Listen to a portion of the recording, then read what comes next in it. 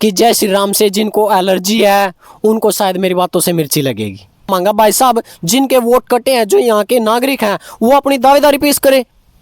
क्या है, बिल्कुल जीरो एप्लीकेशन थी। कोई बंदा वहाँ पे नहीं गया कि भाई साहब ये मेरा, मैं यहाँ पे असली हकदार हूँ और मेरा वोट काटेगा। कि बिना मौसम हृदय को किल से भी कूजा नहीं जाता, जहाँ अनुराग पलता हो वहाँ दूजा नहीं आता। विभीषण राम जी के भक्त हैं ये जानता जग है, मगर जो देशद्रोही हो उसे पूजा नहीं जाता। ठीक, तो हिंदुओं को पढ़ा क्यों किया जाता? उनकी दुर्गा पूजन हो, रामनवमी हो, जय श्री राम में ये बात तो आपने देखी होगी, कई बार आया भी होगा कि जय श्री राम बोलते हैं ममता बनर्जी को मिर्ची लग जाती है उस चीज़ में। एक अधिकारी के घर पे रेड पड़ी थी तो ममता बनर्जी खुद वहाँ पे एनआईए की टीम को रखवाने के लिए पहुंच गई थी, अपना काफिला लेके। टीएमसी में है ममता बनर्जी, अपने अलावा सिर्फ कौन सी ऐसी भी महिलाएं हैं उनकी जो उनके साथ में चलती है? कितने परसेंट महिलाओं को टीएमसी ने आरक्षण दिया है? कितने परसेंट महिलाओं को उन्होंने मंत्री पद दिया है? कितने परसेंट महिलाओं को उन्होंने अध्यक्ष पद दिया? कोई है? कोई नहीं। और ममता बनर्जी आज उसी स्थिति में है, उसको कुर्सी से अत्यंत आजकल प्यार है और वो चाहती है कि जो सत्ता है अगर वो उसके हाथ से गई तो तुम्हारा खात्मा तय है। खेला होवे, जी हाँ, बात करेंगे वेस्ट बंगाल के ऊपर। अभी हाल ही में आप लोगों ने देखा है कि माननीय प्रधानमंत्री नरेंद्र मोदी जी वहाँ पर एक दुकान पर जाते हैं और कुछ वहाँ से सामान खरीदते हैं, एक सिंपल आम जन की जैसे। देखिए, मैं अगर बात करूँ तो एक मुद्दा रहा है बहुत बड़ा वेस्ट बंगाल का कि वेस्ट बंगाल में बीजेपी आज तक सत्ता में कमबैक नहीं कर पाई और हर बार कुछ ना कुछ ऐसी कमियां रही है कि वहाँ पर मुद्दा हमेशा उठता रहा है। कोई भी अपोजिशन की पार्टियाँ हो वो एक बात उठाती रही है कि वहाँ पर हिंदुत्व सेफ नहीं है, और वहाँ पर जब बांग्लादेश की घुसपैठ हो रही है वो बहुत बड़ा मुद्दा बनाया है राजनीतिक पार्टियों ने। और उस पार्टी में मुद्दा जिसने सबसे ऊपर उठाया है वो है भारतीय जनता पार्टी। अभी ऐसा माना जा रहा है कि जो कांग्रेस है, कांग्रेस के स्टार प्रचारक वहाँ पर नहीं पहुँचे, वो थोड़ा पीछे रहे ताकि कहीं पर वोट बैंक खिसक ना जाए हाथों से, और जो दूसरी पार्टी है वो वहाँ पर सत्ता पर कायम न हो जाए। तो उसके बारे में बात करेंगे। नमस्कार भाई। नमस्कार मेरे भाई। क्या बोलोगे? मैं स्टार्टिंग तो यही बोलना चाहूँगा कि आप जिस भ्रम में जी रहे हो कि मिट नहीं सकती हस्ती हमारी, अरे आँख खोल कर देखो, कभी अफगानिस्तान तक फैली थी बस्ती तुम्हारी। क्या बात है। शायरी के साथ आगाज किया है। अच्छा, ममता बनर्जी वेस्ट बंगाल को संभाल रही है और लंबे समय से संभाल रही है, आपको क्या लगता है बदलाव जरूरी है? बिल्कुल, क्योंकि जिस तरह से ममता बनर्जी ने बंगाल के अंदर रोहिंग्याओं को और मुस्लिम शरणार्थियों को जो शरण दी है और हिंदुओं के खिलाफ एक नैरेटिव रचा जा रहा है लगातार बंगाल के अंदर, तो उसको देखते हुए बिल्कुल ये कहना असंभव होगा कि बंगाल में बदलाव चाहिए और हर हाल में ये बदलाव होना चाहिए। क्योंकि जिस तरह से ये लगा लो हमारे वहाँ पर हिंदुओं के ऊपर अत्याचार लगातार बढ़ते जा रहे हैं और हिंदू लगातार वहाँ प्रताड़ित होते जा रहे हैं, तो हिंदुओं का पलायन करने पर मजबूर होना और इस तरह प्रताड़ित होना, लगातार हिंदुओं पर अत्याचार होना, तो इससे सबसे बड़ा यही कारण रहेगा कि अगर बदलाव होगा तो इस चीज़ पे रोकथाम लगाने की बिल्कुल ज़रूरत है और बदलाव चाहिए। देखिए, एक बात हमेशा चलती रही जब भी इलेक्शन आता है वेस्ट बंगाल का, खेला होवे। ये एक पार्टी के नेता ने बयान दिया, खेला होवे मतलब कुछ ना कुछ ऐसी रणनीतियाँ चलाई जाती हैं वहाँ पर ताकि एक आरोप लगते रहे टीएमसी की तरफ से। टीएमसी ये बोलती रही कि जब बीजेपी पार्टी है वो हिंदुत्व की राजनीति की बात करती है, वो सभी को सामान लेके काम करने की बात नहीं करती। आप क्या मानते हो इस चीज़ में? अरे अगर आप ये मानते हो कि बीजेपी है सिर्फ वो हिंदुत्व के लिए ही काम करती है तो आप करके दिखाओ, आप सबको एक साथ लेके चलो। आप सबको एक साथ लेके क्यों नहीं चलते हो? नहीं, अगर एक साथ लेके चले तभी तो सरकार बार बार आ रही है उनकी। नहीं तो बार बार ये बताओ, अब सर का चुनाव हुआ तो आप क्यों विरोध कर रहे हो उस चीज़ का भाई? अगर आप मान रहे हो कि हम सबको एक तरफा, तो हिंदुओं को पढ़ा क्यों किया जाता? उनकी दुर्गा पूजन हो, रामनवमी हो, जय श्री राम में ये बात तो आपने देखी होगी, कई बार आया भी होगा कि जय श्री राम बोलते हैं ममता बनर्जी को मिर्ची लग जाती है उस चीज़ में। मतलब हिंदुओं से ऐसी आपको क्या नफरत है कि आप उनके तीज त्योहारों, धार्मिक त्योहारों पर ही आप क्यों बैन लगाया जाता? मुस्लिमों के ऊपर ऐसा क्यों नहीं किया जाता?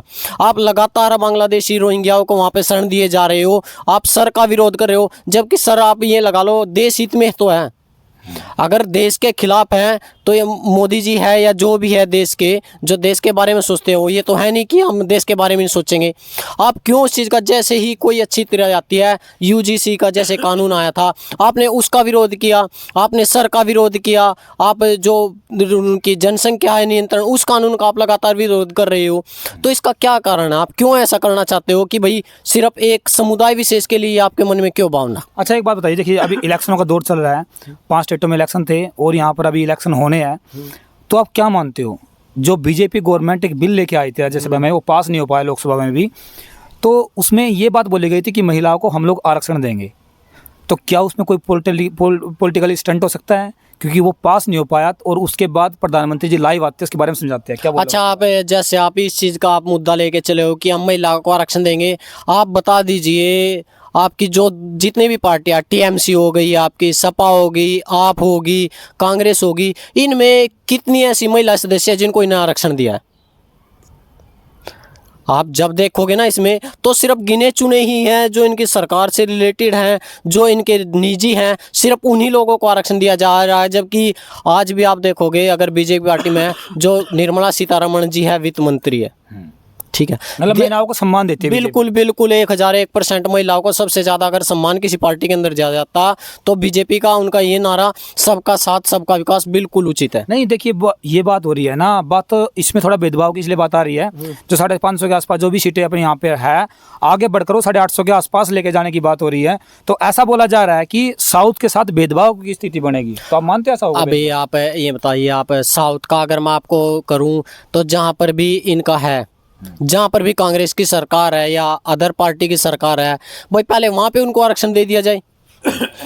पहले आप खुद का सुधार करो ना उस चीज़ का। अगर आप खुद का सुधार नहीं कर पा रहे हो, आप दूसरों के ऊपर आरोप लगा रहे हो, तो ये ठीक थोड़ा है। मतलब आप ये मानते हो जो 33% आरक्षण की बात हुई थी महिलाओं की सीट रिजर्व करने की, तो सही थी वो?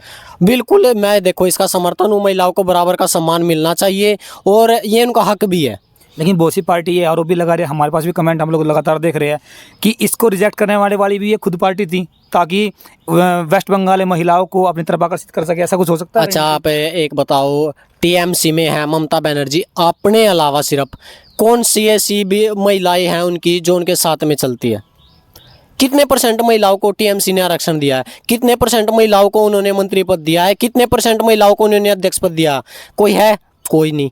सिर्फ ये कहने के मुद्दे हैं कि हम उस गवर्नमेंट पे हमने आरोप लगाना है, उसको हमने घेरना है इस मुद्दे पे जाके, और इसके अलावा कुछ नहीं। अगर आप ये चाहते हो कि सच में महिलाओं को आरक्षण दिया जाए और सच में महिला उत्थान, तो पहले आप अपने पार्टी में उस चीज़ को लागू करें ना, ताकि उसके लिए रोल मॉडल आप बन सको। तभी तो आप दूसरों के लिए भी कहने के लिए हकदार होगे कि सर हमने ऐसा किया, आप ये करके दिखाओ।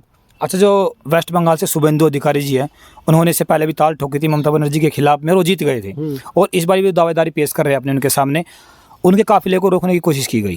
तो आप क्या मानते हो? क्योंकि उन्होंने एक आरोप हमेशा लगातार है कि टीएमसी भ्रष्टाचार में लिप्त हो चुकी है, बीजेपी अगर आएगी तो जेल की हवा खिलाएगी। अच्छा, ये बात अभी मैं आपको इस बात की तरफ भी, शुभेंदु अधिकारी बिल्कुल अपनी जगह पे ठीक है, उनको काफिले को रोका जाना, और ये चीज़ तो देखो, ये तो पॉलिटिकल है, चलता रहता है कि हमारा एक क्षेत्र विशेष है, आप उसके अंदर क्यों प्रवेश करना चाहते हो? क्योंकि अगर उनको पता है अगर ये उस क्षेत्र में प्रवेश कर गए तो वहाँ की जनता है इनकी तरफ अपने आकर्षित होएगी, और अगर जनता आकर्षित होती है तो इसका मतलब ये हो गया कि आपके जो वोट बैंक प्रतिशत है वो एक तरह से दूसरी तरफ आकर्षित हो रहे हैं। वोट बैंक दूसरी पार्टी का लगातार बढ़ता जा रहा है। जैसे आप देख भी रहे होगे, जो बीजेपी का वोट बैंक पिछली बार 12% लगभग था, इस बार इलेक्शन में वो 38% तक पहुँचा है, और टीएमसी का वोट बैंक लगातार गिरता जा रहा है। और कुछ नहीं, उनकी है जो आलोचना करना इनका लगातार एक मकसद बन चुका कि आप हर चीज़ में है सरकार को सिर्फ घेर के रखो, ताकि जो आपका वोट प्रतिशत है वो वहीं की वहीं पे बना रहे। अच्छा, वेस्ट बंगाल में हम लोग देख रहे हैं कि बीजेपी की तरफ से 40 के आसपास स्टार प्रचारक की लिस्ट सामने आई थी, तो उसमें 2 नाम ऐसे आए थे जिसके ऊपर आप क्या मानते हो गेम चेंजर है इस चीज़ के लिए? माननीय नरेंद्र मोदी जी हो गए और उत्तर प्रदेश से मुख्यमंत्री हो गए योगी आदित्यनाथ जी। देखिए मुस्कुराहट, आपकी मुस्कुराहट नहीं, शायरी के साथ ही बयां करो, शायरी एक छोटी सी। योगी जी के बारे में तो यही कहूँगा कि हमें अगर हुआ मेरे धर्म पर आघात तो मैं प्रतिघात करूंगा, और मैं हिंदू हूं तो सिर्फ हिंदुत्व की बात करूंगा। अच्छा, ठीक, तो योगी जी का वो तो एक सीधा मुद्दा है कि भाई साहब अगर मैं हिंदू हूं तो मैं हिंदुओं के साथ खड़ा हूं, उनका बयान भी आप लगातार देख रहे हो, उनका बयान हर बार लगभग ये वायरल होता है कि अगर आप कटोगे तो बटोगे बहुत ज़्यादा। और वो सच में एक गेम चेंजर है कि भाई साहब अगर आपने हमें, और जनता चाहती है उस चीज़ को, जनता है, बंगाल की जनता भी इस तरफ है। अब की बार बिल्कुल बंगाल की जनता ने अपना रुख बना लिया, एक मन बना लिया स्ट्रोंग कि हमें अब की बार अगर सत्ता में परिवर्तन लेके आना है तो आना है, यानी बीजेपी को आना पड़ेगा तभी होगा। बिल्कुल बिल्कुल आना पड़ेगा। और इसमें स्टेट की भलाई है क्योंकि जो एक, आपको ये बात तो समझ आती होगी कि लगातार एक तानाशाही अगर प्रदेश के अंदर लगातार चल रही है। अभी आपने पिछली बार देखा होगा जब उसके एक अधिकारी के घर पे रेड पड़ी थी तो ममता बनर्जी खुद वहाँ पे एनआईए की टीम को रखवाने के लिए पहुंच गई थी अपना काफिला लेके। तो ये तो जब ही होता है कि एक सीएम है या उसके अधिकारी हैं वो भ्रष्टाचार में लिप्त, तो नहीं तो इसका क्या मतलब होता है कि भाई साहब आप रेड में जाके आप इंटरफेयर कर रहे हो, आप डायरेक्ट जाके वहाँ से फाइलें उठा रहे हो, आप कंप्यूटर तोड़ रहे हो उनके जाके, ठीक। तो ये तो सीधा सा सबूत है कि आप भ्रष्टाचार में लिप्त हैं और भ्रष्टाचार की पार्टी को जितनी जल्दी सत्ता से हटा दिया जाए उतना ही राज्य के लिए बेहतर है। अच्छा, बहन बेटियों के लिए बात हमेशा उठती रही है कि बहन बेटियाँ वहाँ पर सेफ नहीं है, महिलाएं वहाँ पर सेफ नहीं है, तो आप क्या मानते हो ऐसी स्थिति वहाँ पर बनी है कभी? बिल्कुल बनी हुई है। जो लगातार यहाँ पे अवैध घुसपैठियों का जो शरण दी जा रही है, आप ये मान के चलो अगर आपके पड़ोस में है कोई जिसको आप जानते नहीं हो, पहचानते नहीं हो, आपके घर में आके वो घुस जाता रहने लगता है, तो आप कितना सेफ महसूस करोगे उस चीज़ से। उसका तो यही मतलब हुआ कि अगर वो आपको बंदा मार के भी निकल जाएगा, ना ही तो उसकी कोई तलाश हो सकती है, ना ही उसको कहीं पे ढूंढा जा सकता। मतलब एक तरह से वो अननोन पर्सन है, और अननोन पर्सन का मतलब हो गया कि आप जहाँ मर्जी चले जाओ आप उसको तलाश नहीं कर पाओगे जल्दी से। देखिए, किसानों को सम्मान निधि की बात अगर आई, जैसे आपने बताया यहाँ पर जो फ्री आयुष्मान कार्ड की जो सेंट्रल गवर्नमेंट स्कीम लेके आई, ये कुछ ऐसे थे जो जनता के हित के लिए भी अच्छे हैं। और मेरा मानना है कि देश का किसान भी एक समान है, और अगर कोई बीमार है, क्योंकि अगर कोई गरीब परिवार से तो उनको फ्री में इलाज मिलना, 5 लाख का उपचार मिलना, तो ये चीज़ें पूरे देश में लागू होनी चाहिए। लेकिन जहाँ पर बीजेपी सत्ता में नहीं है वहाँ पर ये लागू नहीं हो पाई, तो क्या पार्टियां अपना हित देख रही है इसमें, जनता की भलाई नहीं देख पा रही? वो सबसे बड़ा कारण यही है ना, क्योंकि अगर उनको पता चल गया, आम लोगों तक ये चीजें फैल गई, हाँ। फायदा उन लोगों को इस चीज का बेनिफिट मिल गया, तो आपको क्यों वोट देंगे? ये स्पष्ट कहीं ना कहीं पार्टियां फिर अपने फायदे के लिए जनता को नुकसान कर रही है ना? अपने फायदे के लिए जनता को बिल्कुल गुमराह किया जा रहा है। और मैं आपको बता दूं, जो 5 लाख का था वो अब 7 लाख तक उन्होंने कर दिया उपचार फ्री, कि हम 7 लाख तक आपको फ्री उपचार देंगे। और पार्टी का क्या है, पार्टी लोगों के बारे में नहीं सोचती। जो पार्टी अपना निजी स्वार्थ देखती है वो सिर्फ ये देखती है कि आप लोग मरे तो मरे, हमारी पार्टी सत्ता से ना जाए। और ममता बनर्जी आज उसी स्थिति में है, उसको कुर्सी से अत्यंत आजकल प्यार है, और वो चाहती है कि जो सत्ता है अगर वो उसके हाथ से गई तो तुम्हारा खात्मा तय है। तो क्या लगता है आपको, कम बैक करेंगे दोबारा फिर से वो? क्योंकि दावेदारी पूरी ठोक रहे हैं, जहाँ पर भी रैलियां कर रही है वो एक बात कह रही है कि जो बीजेपी गवर्नमेंट की तानाशाही है, जो वहाँ पर वोट चोरी करते हैं, वो हम लोग बिहार में करने नहीं देंगे। अच्छा सॉरी, वेस्ट बंगाल। आप एक बात बताइए, अभी इन्होंने बिल्कुल बहुत बड़े लेवल पे एक मुद्दा उठाया कि नहीं सर हमारा तो नुकसान हो रहा है, ठीक, हमने तो क्या किया, ये तो हमारे वोट काट दिए गए। लेकिन जब चुनाव आयोग ने बोला 92 लाख वोट काटे, 90 से 92 लाख। मेरी सुनिए, चुनाव आयोग ने उनसे जवाब मांगा, भाई साहब जिनके वोट कटे हैं, जो यहाँ के नागरिक हैं, वो अपनी दावेदारी पेश करे। क्या है, बिल्कुल जीरो एप्लीकेशन थी, कोई बंदा वहाँ पे नहीं गया कि भाई साहब ये मेरा, मैं यहाँ पे असली हकदार हूँ और मेरा वोट काटेगा। कोई एक भी एप्लीकेशन दोबारा चुनाव आयोग के पास नहीं गई। जो इनका 1 करोड़ के लगभग वोट बैंक था वो इस टाइम ख़त्म हो चुका है। और जिस हिसाब से तानाशाही कर रहे थे ना, वो अब जनता इसका उनको मुंह तोड़ जवाब देगी। पक्की बात है, बिल्कुल। अच्छा, जो जनता आपको देख रही है, देखिए वेस्ट बंगाल से भी आपको देख रहे होंगे, आपके चाहने वाले बहुत पब्लिक भी है। आप ये बताइए, उन युवाओं को जो वोट करने के लिए जाएंगे, जो महिलाएं वोट करने के लिए जाएंगी, जो बुजुर्ग वोट करने के लिए जाएंगे, जो वहाँ पर प्रताड़ित हुए या नहीं प्रताड़ित हुए, उनको क्या संदेश देना चाहोगे आप? देखिए, पहले तो मैं ये कहना चाहूँगा, अगर आप वोट देते हैं तो वोट देना आपका हक है। और मैं लोगों से अपील करूँगा कि लोकतंत्र में, मतदान में बढ़ चढ़कर भाग ले। आपका एक एक वोट लोगों के, लोकतंत्र के लिए कीमती है, और आप अपनी भागीदारी उसमें पेश करें। और ये ना देखें कि हम पार्टी विशेष के लिए नहीं, आप राज्य की तरक्की के लिए वोट दें, आप अपने जो निजी आपके हित हैं उनके लिए वोट दें। आपको जो चीज़ ठीक लगती है, आपको देश हित के लिए, सर्वप्रथम तो यही होगा कि आप अपने देश के लिए, देश के विकास और उत्थान के लिए मतदान करें। अच्छा, क्या लगता है मुख्यमंत्री चेहरा कौन हो सकता है वेस्ट बंगाल से बीजेपी की तरफ से अगर आप खेल सकते हैं? बीजेपी की तरफ से देखो, फर्स्ट तो मैं ये सोचता हूँ कि शुभेंदु अधिकारी इसके लिए उपयुक्त है, ठीक। लेकिन अगर और किसी को भी ये पद दिया जाता तो उसमें कोई दिक्कत नहीं, बाकायदा वो इंसान राज्य की भलाई के बारे में निर्णय ले। अच्छा ठीक है, चलो मैं बड़ा अच्छा लगा बात करके। एक लास्ट शायरी हो जाए फिर। लास्ट शायरी कोई मैं जो आपको अच्छी आपको लगे।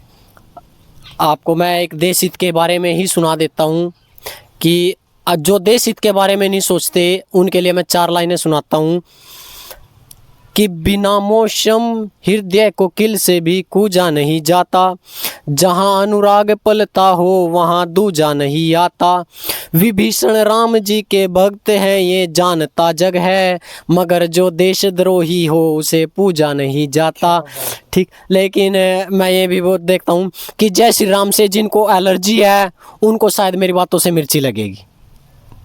क्या बात है, देखिए बड़े अच्छे तरीके से, बेखूब तरीके से अपनी बातों को रखा। आखिरकार देखना बड़ा दिलचस्प होगा, क्या बीजेपी जहां पर सत्ता में अब तक कम बैक नहीं कर पाई। इससे पहले हम लोगों ने देखा जो अभी जो हाल ही में मेंबर ऑफ पार्लियामेंट के इलेक्शन हुए थे, उसमें जो लास्ट टाइम जब बीजेपी की वोट आई थी, जो सीटें उनकी आई थी वो घटकर नीचे आ गई थी। लेकिन वहाँ पर लगातार ताबड़तोड़ जो रैलियाँ की जा रही है, 40-60 प्रचारकों की जो लिस्ट बनाई थी बीजेपी गवर्नमेंट ने, जहाँ पर उनकी सरकारें हैं, जिस राज्य में सरकार है उन सभी मुख्यमंत्री को वहाँ पर उतार रखा है, केंद्रीय मंत्रियों को वहाँ पर उतार रखा है। तो क्या लगता है, क्या जो वहाँ पर एक जंगल राज की बात चली थी वो सच्चाई साबित होगी, या फिर एक बार ममता दीदी दोबारा फिर से अपनी सत्ता पर कायम होगी? क्योंकि लगातार एक बात चलती रही है वेस्ट बंगाल के अंदर की खेला होबे, लेकिन खेला होबे जब भी बात चलती थी तो ममता बनर्जी हमेशा अपनी दावेदारी पेश कर देती थी और मानते भी जनता उनको, क्योंकि वो लोग दोबारा फिर से सत्ता में कमबैक कर लेते थे। लेकिन इस बार मुकाबला बहुत टफ होने वाला है, क्योंकि 90 से 92 लाख के आसपास वोट वहाँ पर काटे भी गए हैं। तो देखना बड़ा दिलचस्प होगा कि आखिरकार क्या बीजेपी वहाँ पर अपनी सत्ता में वापसी कर पाएगी। पहली बार ऐसा होगा जो वेस्ट बंगाल में, अगर वो अपनी सरकार बना पाते हैं उसके बाद ही हम लोग आपको दोबारा फिर एक वीडियो लेके आएंगे, दिखाएंगे जनता का रुख किसकी तरफ है। आप लोग भी कमेंट करके अपनी दावेदारी पेश कर सकते हो किस चीज़ की, कि आपको क्या लगता है जो वहाँ पर हो रहा है, आप उसके बारे में अपने विचार जरूर रखें। आप सभी को नमस्कार, जय हिंद, जय भारत।